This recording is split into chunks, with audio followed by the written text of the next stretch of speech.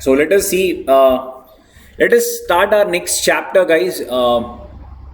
Chapter 2, appointment and remuneration of managerial personnel. Yeah, appointment and remuneration of managerial person. Now, sir, in this chapter, what are we going to discuss? Here we'll be concentrating more on people called as KMP. Yeah, we'll be concentrating more on people called as KMP, and there are certain sections and a schedule which talks about main key three people, that is called as your managing director, manager, and whole time director. Yeah, so this particular chapter revolves around these people. Yes, how to appoint them, when to appoint them, how much to pay to them, all those circumstances you will be seeing. Very, very important. And when we start, I'll tell you certain sections are very elaborate. Yeah, so without further delay, yeah, let us start. Okay, sir.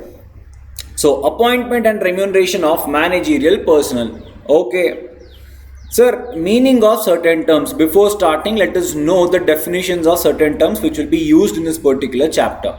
The first one is KMP. So I told you, sir, is the definition of KMP important? Will they ask us straight away who is a KMP? They may not ask you who is a KMP, but in certain places. Now, say for example, yesterday when we were doing the first chapter under independent director, we saw who cannot be an independent director. So to know that, you need to know who is a KMP. In that there was a provision, a person who or his relative has been a KMP of the company. You remember that provision.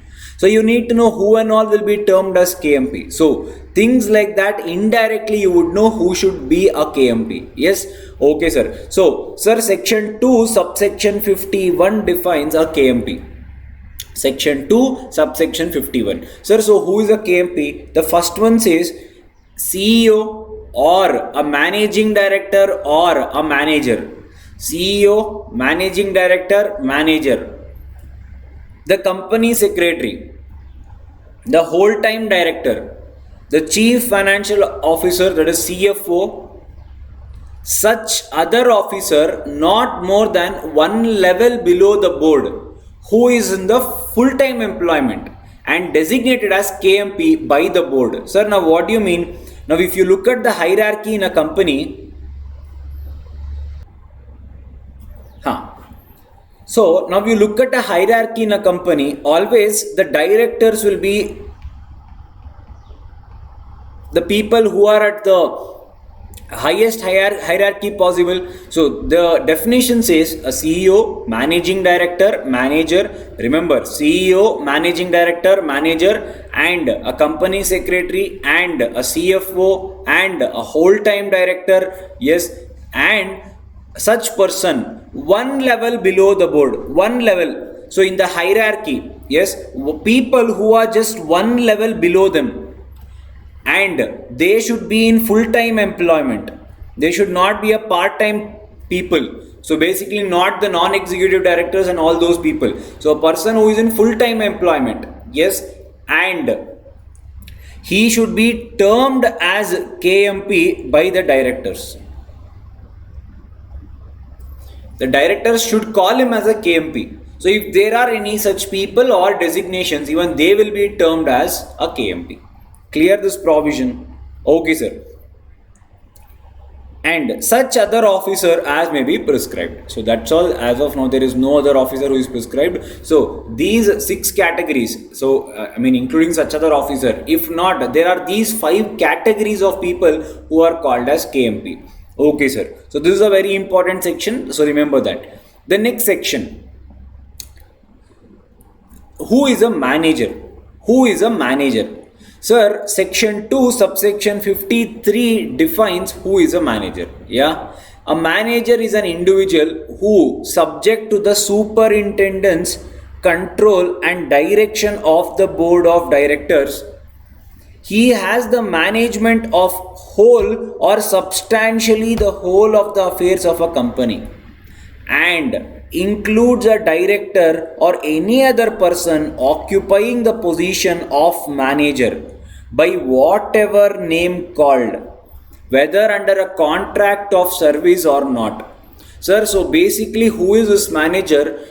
A manager is a person who is having. Sir, a manager is a person who is having the whole or the substantially the whole. Sir, meaning what? Substantially means to a maximum extent. Now, say for example, if at all I say a person has there is a person who has been given the full powers of the company. Full powers.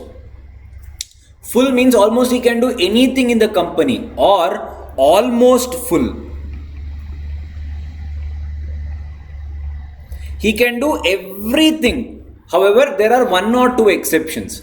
So substantially, so a person is a manager who has the whole or substantially the whole powers of the company. So he has entire powers in him. Yes, and he is being controlled or supervised by the board of directors upon him. So they tell him, they appoint him, so they designate him, so they give him the powers, and after that he is on his own. Yes, so he has the entire power. He can manage the entire company.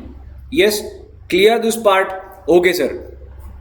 So the whole or substantially the whole. This is very important. Remember why I will tell you.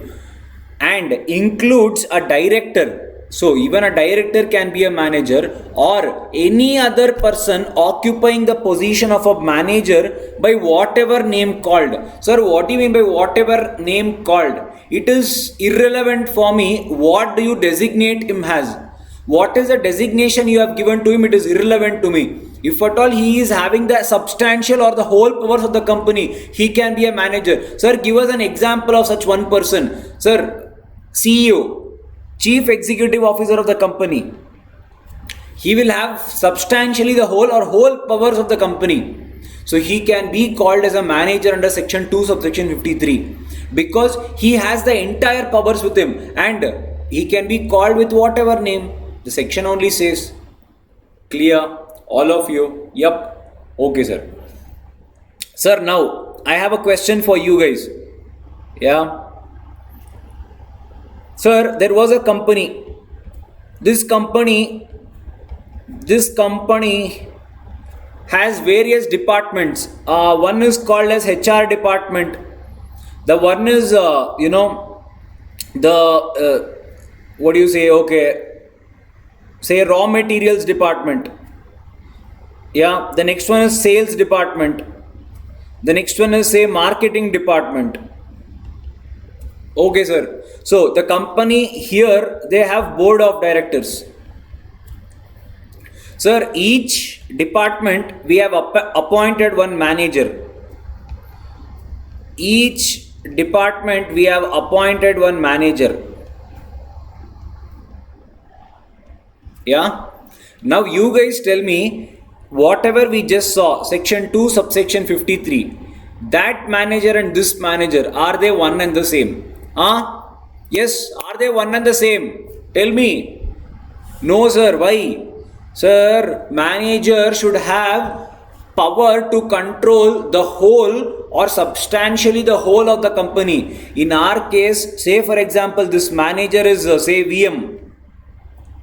He is controlling only the HR department of this company. So where is he having the whole? Only one department he is controlling. So obviously he is not the manager under section 2 subsection 53. Clear? All of you? Yes? Okay, Pakka. Okay, sir. The next person, managing director. Sir, who is a managing director? Section 2 subsection 54. Means a director who, by virtue of articles or an agreement with company or a resolution passed in general meeting or by the board of directors, that is, he can be appointed either in the general meeting or the board meeting, and such person is entrusted with substantial powers of management. of the affairs of company and includes a director occupying the position of managing director or by whatever name called. Sir, both the definition are look alike for us. Yeah. Now, okay, listen carefully. I'll tell you how different they are. Yeah. You already sounded similar, correct? I'll tell you how different they both are. Okay, now listen carefully.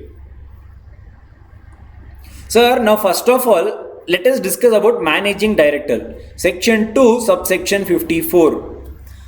Sir, a company can appoint a managing director by three ways. I mean, he gets a power or he gets into the company in three ways.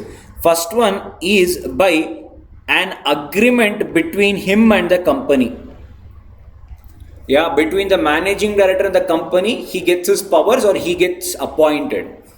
The next one, he can become a managing director based upon the power or the scope given under articles of association of the company. So he will act as per the articles of association. The next one is by passing a resolution in the general meeting. So guys, again one more very important thing, remember, it will help you throughout the Companies Act.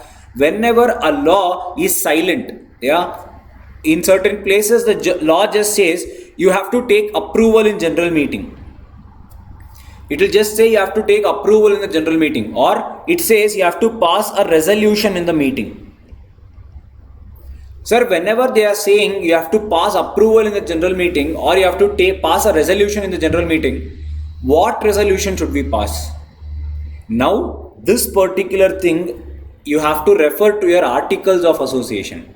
Meaning what, sir? If your article says that for this particular subject you need to pass a ordinary resolution, you have to pass a ordinary resolution. Sir, if your articles of association says I have to pass a special resolution to appoint a managing director, you have to pass a special resolution. Sir, what if my articles is completely silent? I have not written anything in my articles regarding this. And Companies Act says just resolution. Whenever the Companies Act says just resolution, then you have to pass ordinary resolution. Yes, sir, why? See, whenever a stringent one is required, the law specifically says about it. So, special resolution is a stringent one. Ordinary is a generic one. So, whenever they just say resolution, we will assume it to be generic. Clear? All of you? Pakka? Yes, sir. Sir, so managing director can be appointed by agreement, articles, or ordinary, or even by board resolution.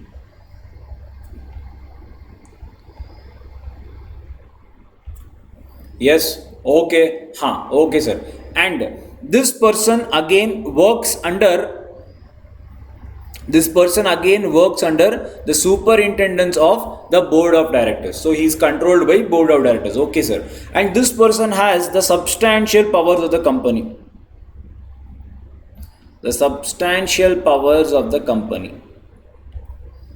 So board of directors controlling managing director, again he is appointed and he has the substantial power. Sir, what is the difference between manager and managing director? So the first thing, managing director has the substantial power, not the full power.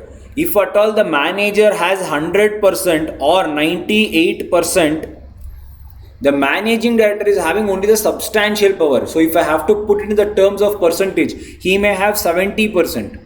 Or he may have 50%, or he may have 60%, but he doesn't have 100%. 100% is not present. Why? You look at the definition carefully, it is so crystal clear. He is entrusted with the substantial powers of the management. Here it is not saying the whole.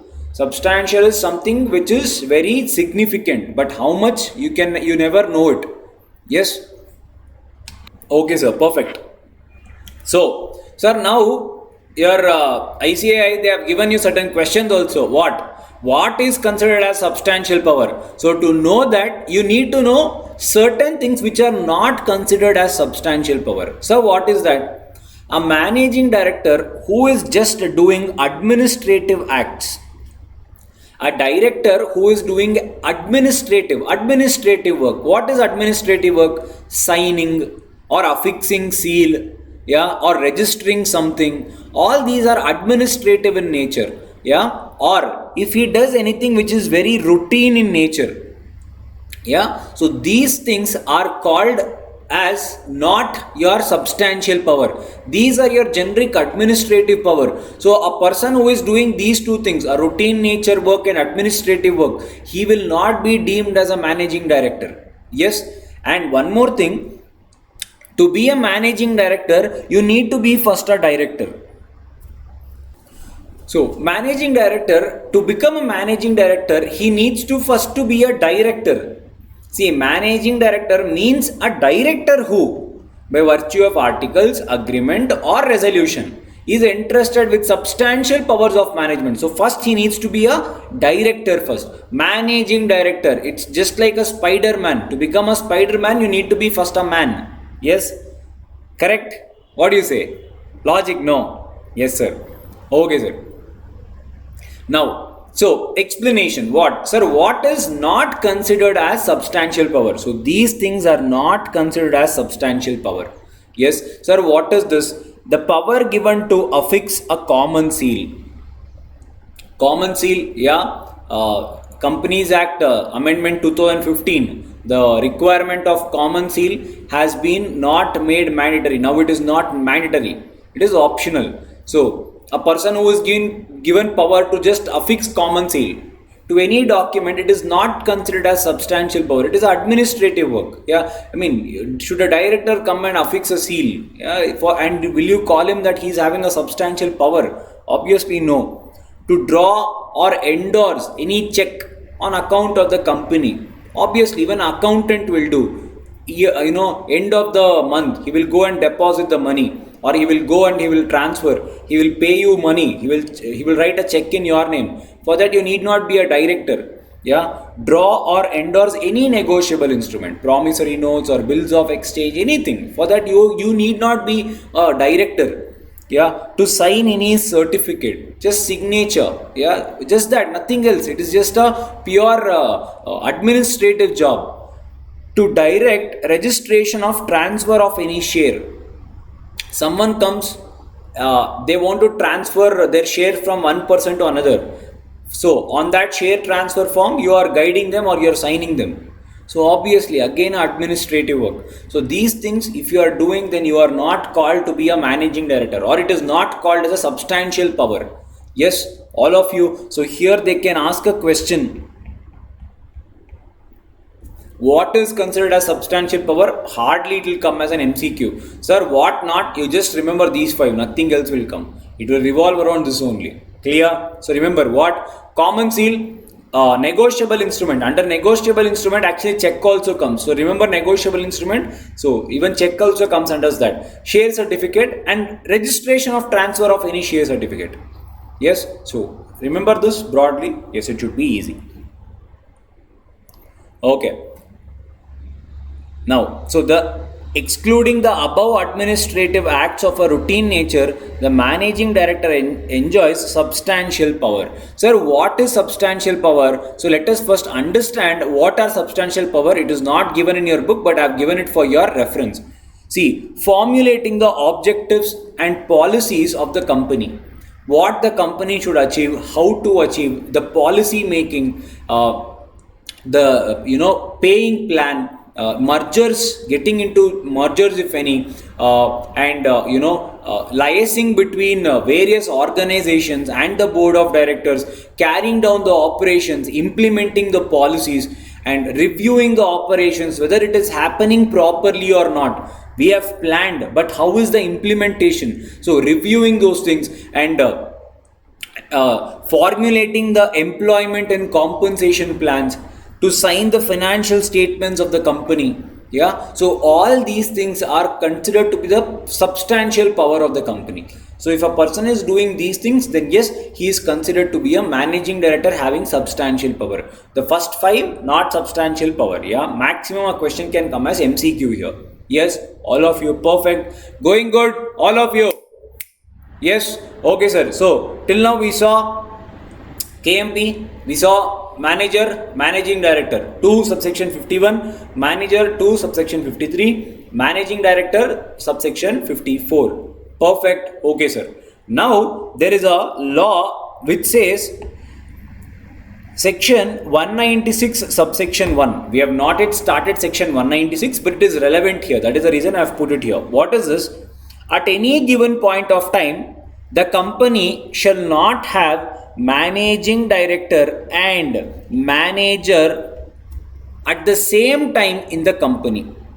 So at the same point of time, you cannot appoint a manager as well as a managing director at the same point. So this is not possible. Sir, why? See, managing director is given substantially the whole, somewhere around say 60 to 70% of the power.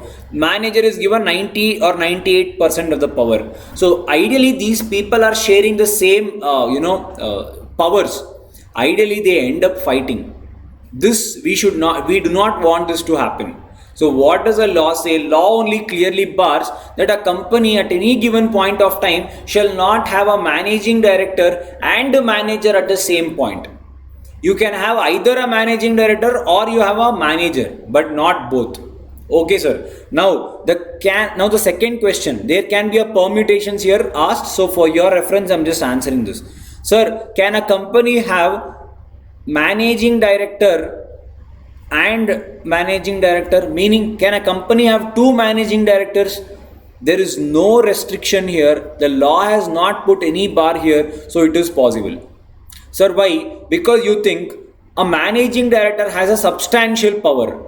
Assume I told you even 50%, 60% is also considered as substantial power. Now imagine if one person has 60% or 50%. So power is given to both of them. You can divide I'm just answering it to you logically. You can still divide. So appointing two managing director is still possible. Now, there is no bar in the Companies Act, but I'm just giving it for your reference. Sir, can I appoint two managers at the same point of time? Now you guys think and answer. After telling all this logics, can you appoint two managers at the same point of time? Yeah? Yes? Now, there are two theories here. What? The Companies Act is totally silent. The Companies Act does not talk about it at all. There is no bar, there is no restriction. Yes? But in logic and in reality, I'm telling it to you. What? A company in reality cannot have two managers. Sir, why? When one person is given whole or substantially the whole, almost the full, that should be at least 95% or 100%. How can you give 100% of power to both? How can you give 100% power to two people? Don't you think there will be a conflict of interest? I will tell something here and he will come and correct me there. How can it happen? Yes, so as per your real life is concerned, this is no. But Companies Act is silent here. It does not talk anything here. Yes, see, as long as Companies Act does not talk, we cannot comment on it. But in reality, we cannot have two managers. Yes, so I'm giving you both the approaches. Yes, sir. Fourth one. Yes, so can a company have a whole-time director and managing director? Yes, possible. Absolutely no bar, no restrictions, nothing. Yes, so managing director, manager, not possible. Okay. Can a company have two whole-time directors? Possible. Absolutely no restriction. Can a company have a whole-time director and a manager? Whole-time director is different and the manager is different. So yes, we can have. So remember the permutations, only this is not possible. And yes, technically even the manager and manager is also not possible. Rest all is okay and we can go ahead with it. Yes, clear? All of you? Okay, sir. So where is that given? It is given under section 196 subsection 1. That will be our first section which we'll be discussing. So we will be discussing that. Okay, sir. So the third person here, the definition is whole-time director. Sir, who is a whole-time director? Very simple. Whole-time director includes a director in full-time employment of the company. Whole time. He is working there full-time. So he is only called as a whole-time director. We are nowhere commenting on what powers he have. He is just a director in full-time employment of the company. He is a whole-time director. Yes. Is it clear? All of you? Okay, sir. Yes, guys. So let us start the section. Very important. There are two sections. In fact, there are some four sections, which is very important, and also a schedule, which is very important from your exam point of view. So let us understand what does it say. Section 196 of Companies Act, which talks about appointment of managerial person. Now see, guys, whenever in this particular chapter, whenever I say managerial person, that means I'm talking about a managing director, a manager, and a whole-time director. Remember, wherever you see managerial person, that means managing director, whole-time director, and manager. Key managerial person are different and managerial person are different. KMP, key managerial person, the 2 subsection 51 will apply. But here I am talking about only managerial person. It is only 3 people: whole-time director, manager, and managing director. Clear? Okay, sir. So at any given point of time, a company wants to appoint these 3 people, any of these 3 people, then the appointment shall be as per section 196 of the Companies Act. Remember this small one very carefully, it will stay with you. Yeah. Okay, sir. So managerial person I have to be, whenever I want to appoint, I need to follow section 196 of Companies Act. Plus, in addition to this Companies Act, you also need to satisfy Schedule 5 of Companies Act. Yes, okay, sir. Schedule 5 of Companies Act, in that there are various parts. Yeah, part 1, part 2, part 3, and part 4. So in this, whenever you are appointing a person, 196 read with part 1 of Schedule 5 talks about appointment. Basically, it says certain conditions to be satisfied whenever you are appointing any of the managerial person. Yes, okay, sir. So section 196 part 1 of Schedule 5. Remember, I have also given a summary of the entire Schedule 5. We will refer it once we have done with the entire section of 196, 197 and Schedule 5. We'll do a summary also. Clear? Okay, sir. Sir, now I have appointed them. How much money should I pay them? Now imagine, guys, managing directors, they are only the decision makers. Now say for example, I am a director of Reliance. Yeah, assume I'm Mukesh Ambani. All of us have funded Reliance. Now Mukesh Ambani says I will take 600 crore rupees per annum as his salary. Can he do? You know, imagine he has entire power in his hand. Can he take so much of money? I mean, 600 crores is a lot. He takes around 15 crores. That is what he takes. But yes, that is a lot. 600 crores is a lot. So who will actually guide them? Who will actually say, no, you are taking more? Yes, where is it all given? Everything is given under Companies Act. Is that clear? So remuneration to all the directors will be as per section 197. And we have to follow part 2 of Schedule 5. So part 1 of Schedule 5 talks about conditions to be followed while appointment. It says, you should not be imprisoned and all that part we'll see. 197 part and Schedule 5 part 2 talks about how much money you can pay. When we'll see. Is it clear as of now? All of you? Okay, sir. Let us start with section 196. Okay, sir. Section 196 talks about appointment of managing director or whole-time director or manager. Any of this person, any of these people. Yeah, okay, sir. So, section 196 subsection 1 talks about, we have already seen. You guys remember? A company shall not have a manager as well as a managing director at the same time. So this is where it is given. So we have already seen this. It is clear. The tenure of managing director, manager, whole-time director shall not exceed 5 years at once. Sir, what do you mean? Now imagine a question can come here. So remember this provision. A question can come here also. Remember this provision.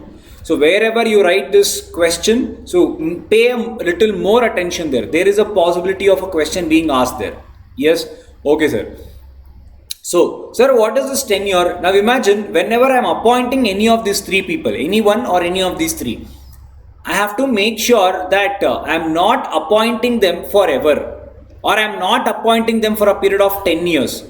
The tenure at once, see, I'm not saying that you cannot reappoint him. You can reappoint him you can reappointing a managing director, manager, whole time director any number of times you want. Absolutely no question on that. However, the only thing is that at once you cannot appoint him for a period more than 5 years. So the maximum allowed period is 5 years. Sir, when can I reappoint him? You can reappoint him not earlier than 1 year before the expiry of his tenure. Sir, pakka nothing went inside. Okay. Now see, what does the law say?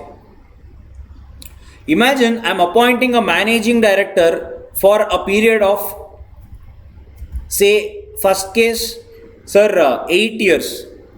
Is this allowed? This is not allowed. Why? The maximum he can be allowed is for only for 5 years. Is this clear as of now? Okay, sir. See, where is it? See, he shall not be appointed for a period exceeding 5 years. Sir, can I be appointed for a period of 4 years? Absolutely fine. No bar here. Clear, all of you? Okay, sir. Now, sir, I want to reappoint him. When can I reappoint? Now, assume I have appointed him in the year 2021. Sir, I had appointed him for a period of 5 years. Again in the year 21-22, I'll reappoint him. I'll again extend his appointment for another 5 years. Possible. You told me what once I cannot do it. I'll do it, I'll split it and do it. This year I'll appoint him for 5 years. Next year I'll again renew it for another 5 years. Can I do it? The law says you cannot reappoint any person not earlier than 1 year before the expiry of his tenure. Sir, meaning what? You have appointed him for a period of 5 years. You have appointed in 2021. So this is first year. This is second year. 22-23, third year. Sir, 23-24, fourth year. Sir, 24-25. This is his fifth year. Yeah, you should not reappoint him earlier than 1 year before the expiry of his tenure. So his tenure will come to an end in 24-25. So just 1 year before that, maximum 1 year you can appoint him, but not exceeding 1 year. Is that clear? Now say for example my tenure will come to an end at 31st March 2025. I can reappoint him on 1st April 2024, 1 year before. Yes, not more than that. That is what the law is telling here. Is this clear? All of you? Perfect. Yes, sir. So I cannot reappoint him here. I can appoint him here. That is 1 year. So cannot reappoint him not earlier than 1 year before the expiry of his tenure. Is that clear? Okay, sir. Next one, disqualification to appoint or continue the employment of managing director, manager, whole-time director. So basically these people cannot be appointed, or if appointed any time, they have to discontinue from the directorship. Now what is that? He shall not be below the age of 21. So he can be 21, he cannot be below 21, or attained 70 years of age inclusive. I hope you are getting the point. He should not be below 21. Sir, I am 20-year-old. Can I be MD, MGR, WTD? No, not possible. Sir, I am 21. You can be. Sir, if I have attained the age of 70, retirement, can I become 69? Possible. The moment you become 70, not possible. Inclusive. 21 you can be, 70 you cannot be. I hope you are getting that point. Sir, now imagine there are people like, say for example, Narayan Murthy. I'm not sure on his age, assuming he's more than 70. Yeah, but I know the experience he holds. If he becomes a director of my company, it is a very good thing for my company. So can I appoint him as a managing director or manager or whole-time director? Possible. The law says if you are more than 70, if you are attained 70 or more than 70, then you are not allowed to be a managing director or manager or whole-time director. Then, sir, now what to do? The law says pass a special resolution.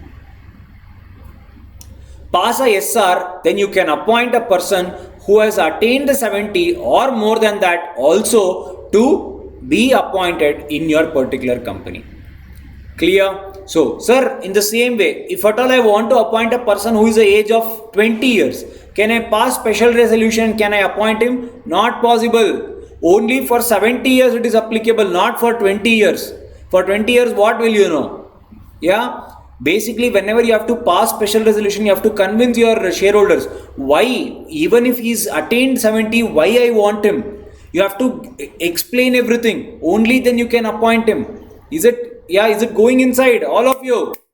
Yeah, so below 21, not possible at all. Sir, 70 or more, not possible. However, subject to special resolution. Clear? Yes? Okay, sir. Anytime he has been adjudged as an insolvent or he has been an undischarged insolvent, you cannot be a managerial person. Insolvency, we have seen already insolvency. Anytime he has suspended the payment to creditors or made a composition with them. Sir, what is this? Suspended the payment to creditors, meaning what? Assume I have taken money from my company, say KF, Kingfisher. Yeah, we have taken certain loans from certain banks. Yeah, so we have not repaid them on time. We have suspended their payments. We have not repaid them. Or forget about repayment. I have entered into a deal with them. See, I am not able to pay 500 crore. I will pay you 300 crore. If not, I cannot pay you anything.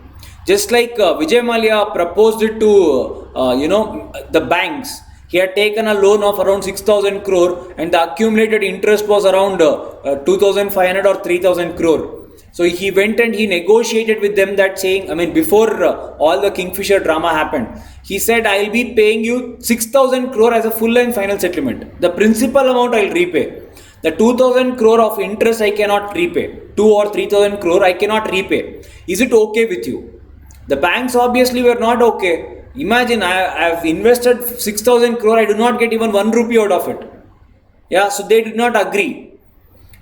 If they had agreed, it will be called as a composition, where they enter into a deal. They agree on certain things. So even if you have suspended or you have made some payment after entering into a composition agreement, even if that has happened, you cannot be appointed as a managerial person. Clear? All of you? Anytime convicted of an offense and imprisoned for more than 6 months. More than 6 months. Sir, 6 months. Guys, whenever these things come now, you have to pay a lot of attention. They will give you 6 months. What to do? More than 6 months is only you are not eligible. Sir, 6 months, you are eligible, no. Clear, all of you. Is it going inside? So if a person has been convicted of any offense and imprisoned for more than 6 months, he is disqualified. And such additional conditions as per Schedule 5 Part 1. So I told you, whenever you are appointing, you need to follow Section 196 as well as Schedule 5 Part 1, which talks about certain additional criteria to be satisfied while you are appointing as a managerial person. Sir, what are that? The first one, additional condition as per Schedule 5. He should have not been sentenced to imprisonment. Very important. Any period. It just says he should not have been sentenced to imprisonment. Meaning what? Sir, a person went to a jail for doing pickpocket. One day he was in jail. That's all. Disqualified. No cool off, nothing. If you have gone to imprisonment even for 1 day, you are disqualified. Yes, going inside, all of you, yes, pakka. Or you have been convicted of any offense, yes, in which the fine exceeds 1,000 rupees. Sir, and that offense, which offense, sir? Any offense which is given under 19 acts. There are certain acts given. So meaning what? Even if for one day you have been sent to imprisonment. Sir, no sir, I was not sent to imprisonment. I gave money and I condoned my whatever thing I should have done. Yeah, I went for compounding of an offense. I did not go to jail. I paid money and I came out. Compounding is not illegal, guys. Compounding is illegal only. In certain civil cases, the person who has been convicted, he will be given an option. If you can pay a penalty and if you want to come out, you can come out. As simple as that. So, because civil cases, see, criminal cases, these things will not happen. Yeah, murder and all, giving a penalty, money is not the intention there. You need to learn and you need to come to a right state of mind. That is the intention of governments whenever, or the state, whenever they are ordering penalty or imprisonment. That is the main intention. You need to learn out of it. Civil mistake, it is end of the day to do with money. Yeah, okay, sir. So, not even one day imprisonment, or so any one condition satisfied also, you cannot be a managerial person. Second condition, you should have not been, subject to penalty of exceeding 1,000 rupees, fine exceeding, so 1,000 rupees, you are not disqualified. So, fine exceeding 1,000 rupees under any of these 19 acts. Sir, there is any 20th act, in that I have been subject to a penalty, then you can be a managerial person. Only in this 19 acts, if you have done any problem, then you have subject to penalty, then you are not disqualified. Only under 19 acts you are disqualified. Any other act not disqualified. Sir, what are these 19 acts? So these are the 19 acts. Indian Stamp Act, Central Excise Act, Industrial Development, Prevention of Food Adulteration, Essential Commodities, Companies Act, or any previous company law, Securities Contract Regulation Act, Wealth, Income Tax, Customs, Competition, FEMA, SICA, SEBI, Foreign Trade Development, Money Laundering, Insolvency Bankruptcy Code, GST, or Fugitive Economic Offenders Act 2018. Sir, should we memorize all these things? They will not tell you to write these 19 acts, people. However, what I tell you is, do not skip and go. Remember the words and go. Yeah, see, it is always difficult to recollect and write. But it is always easy to, if you see a word, it is easy for you to recollect things. Meaning what? Read it and go. If at all they give any act, you will be able to write it. Yes, it is given under 19 acts. Because you would have read it, you will know whether this act is there or not. Yes, I hope you are getting my point. Do not mug up. You need not rewrite it in any place. They will not tell you to write all these 19 acts. But if at all they give it in any place, just remember it. That's all. Just remember and go. Yes, this thing comes. Yes, okay, sir. The next one. Yes, again, part 1, schedule 5 only. He had not been detained for any period under Conservation of Foreign Exchange and Prevention of Smuggling Activities Act 1974. Yes, all of you clear? And he has not completed the age of 21 and has not attained the age of 70 years. Yes, this we have already seen. Yes, Coffee Posa. So this is there. Detained for any period under Coffee Posa. So this 19 acts is different. This is different. Coffee Posa, remember, because it is the only act where they have given straight away, directly. So remember that particular act. Yes, it is important. So the third one, he should be a resident of India. He should be a resident of India. So resident of India, we know, sir, 182 days. That condition does not apply here. Here, a person, whoever is being appointed, should be on the in India for a period of minimum 12 months preceding the date of appointment. So whenever you are being appointed, preceding that, you should have stayed in India for a minimum period of 12 months. Yes. So the condition is Resident in India includes a person who has been staying in India for a continuous period of not less than 12 months immediately preceding the date of his appointment. Yes, and it includes any person who has come to India for taking up employment in India or for carrying on any business or vacation in India. Meaning what? You need not be a citizen of India. That is what they are telling here. You just have to be a resident of India. You have come from abroad. You are staying here and you have stayed for a last 12 months. Yeah, so even you are included. Is that clear? All of you going inside? Okay, sir. However, this particular resident India concept does not apply to any company which is situated in SEZ, Special Economic Zone. Any company which is situated in a special economic zone, these conditions, that is resident India, the 12 months thing, does not apply to them. So basically, any person can become a managing director there. The 12 months criteria need not be satisfied. Is it going inside? All of you? Yes, sir. Yeah. Subject, the next one, section 196 only, subject to the provisions of section 197 and schedule 5. The appointment and remuneration shall be approved by the directors and shareholders by passing a ordinary resolution.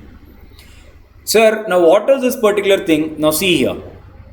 Now, whenever I want to appoint a managing director, manager, whole-time director, see, first thing what I need to do, I need to look into all the sections of, all the provisions of section 196. As well as I have to make sure I am complying with part 1 of schedule 5. This talks about only appointment.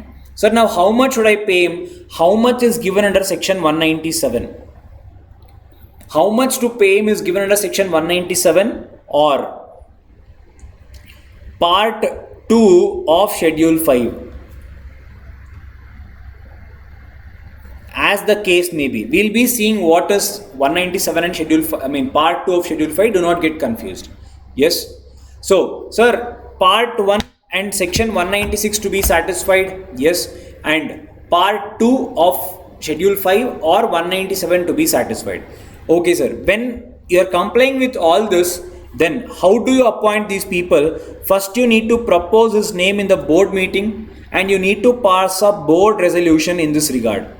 First the director should agree for his appointment. Once the directors have agreed, you will call for a general meeting. And in the general meeting you will pass ordinary resolution or special resolution as the case may be. Generally it is ordinary resolution, but assume you are appointing a managing director of a person who has attained 70 years or more than that. At that time you will be passing a special resolution. So this is only in certain cases. In generic, in all other cases you will be passing ordinary resolution itself. So board resolution plus ordinary resolution or special resolution as the case may be should be passed for appointment of a managerial person. Is this going? All of you clear? If any doubt, yes, give a reply. I'll be here to answer you. Sir, what if the schedule 5 is not complied with? Sir, meaning what? Whenever I am paying him salary, assume I told you, you cannot take whatever money you want. How much money is to be paid is given under section 197 or schedule 5. Sir, I am not complying with this. I am not complying with schedule 5. Now what to do? The law says if you do not comply with schedule 5, then take central government's approval. If you are not complying with schedule 5, then you have no other option. If you want to pay him so much of money, you first take central government's approval. If they approve, you can pay him. If not, not valid. Sir, how do I take central government's approval? You can take central government's approval in form MR2. Clear? So whenever you are filing any document to central government with respect to managerial person, it will be going in form MR2. Clear? Okay sir. It should be filed within 90 days of appointment. Yes, remember this. Okay, sir. Sir, once assume the managing director or manager or whole time director is appointed, then you will have to file forms. One is MR1.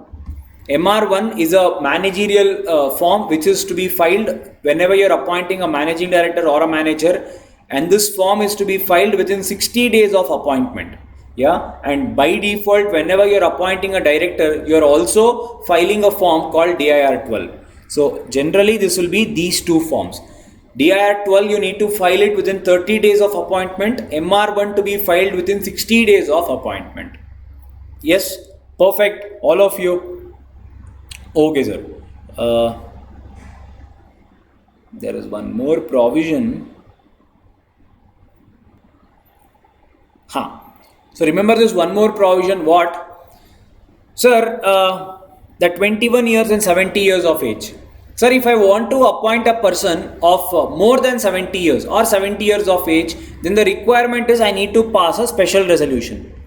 Sir, what do you mean by special resolution? I need to get minimum 75% of the votes. Correct? Yes, all of you agreed. Now, imagine I did not get 75% of the votes to appoint a person who is the age of say 72 years. I did not get 75%. Then I got 55%. I did not get 75%, but I got 55%. I still want to appoint this person. Now what to do? Whenever you got a majority, but not special resolution, you were not able to pass SR. Yeah, but you still got majority. The law says you still have an option to appoint the same person as a MD or WTD or manager. Sir, how? Very simple. You can apply to the central government.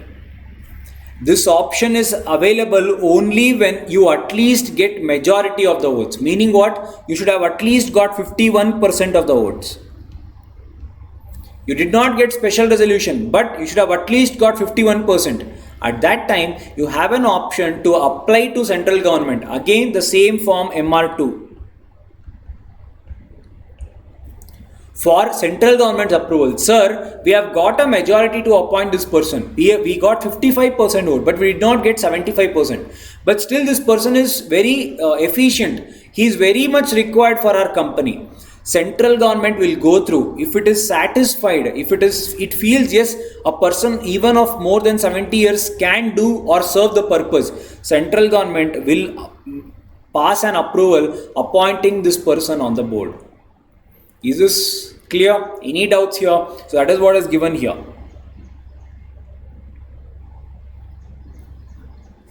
Votes cast in favor of the motion exceeds the votes, if any, cast against the motion, and the central government is satisfied on an application made by the board that such appointment is most beneficial to the company, the appointment of the person who has attained the age of 70 years may be made.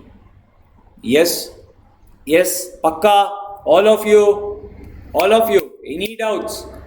Okay, sir, no doubts. Sir, now the last subsection under section 196. Sir, now what does it say? What did I tell you? Sir, if I want to appoint a managing director, manager or whole-time director, first I need to pass a board resolution. Assume I passed a board resolution on 1st June 2021. Yeah, 1st June 2021. Now, the board has called for a general meeting on say 1st August 2021. Again, to approve his appointment. Yes. Now what happened? Board has already appointed him. Such appointment has to be approved by the shareholders in the general meeting by passing ordinary resolution. Yes. Okay. Now what happened? During this period, he is already a managing director. He has been appointed by the company. On 1st July 2021, the managing director entered into a contract with another company. A business transaction. He entered into a contract, agreement with an outsider, some company. Yes, and that contract was successful. and he has signed that contract. Who are same person, whoever has been appointed as a managing director, Mr. D. Now, his appointment was proposed on 1st August 2021. However, the shareholders did not appoint him, that is, he did not get the requisite majority. He did not get 51% of the votes. So, his appointment came to an end on 1st August 2021. Now the question is, whatever agreement or contract he entered into on 1st July 2021, is this contract still valid, or will it still continue to bind the company on whatever contract he has entered into? Is this contract still valid? Because his appointment has clearly come to an end. Now, what happened to this contract? Will it still be considered as valid? That is when the last subsection comes into picture. It says,